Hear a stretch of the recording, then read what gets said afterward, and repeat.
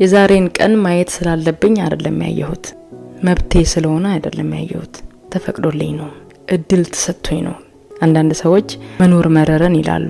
መጀመሪያ ሲኖርኩ ባንተ መብት ነው ወይ? መኖር ስለፈለክ ነው የኖርክ ያለው? ተፈቅዶልህ እኮ ነው። እግዚአብሔር ሌላ እድል ሰጥቶ ነው፣ ሌላ ቀን ሰጥቶ ነው፣ ሌላ እድል ሰጥቶ ነው። መጽሐፍ ቅዱስ ሲናገር ሰቆቃው ኤርሚያስ መጽሐፍ ምዕራፍ 3 ቁጥር 23 ላይ ያልጠፋ ነው ከእግዚአብሔር ምህረት የተነሳ ነው፣ ርህራሄው አያልቅምና ማለዳ ማለዳ አዲስ ነው፣ ታማኝነቱም ብዙ ነው ይላል። ከእግዚአብሔር ምህረትና ቸርነት የተነሳ ነው ዛሬ ነው ያየነው እንጂ መብታችን ስለሆነ አይደለም። ቃይንጋ ስላልን አይደለም የነጋው።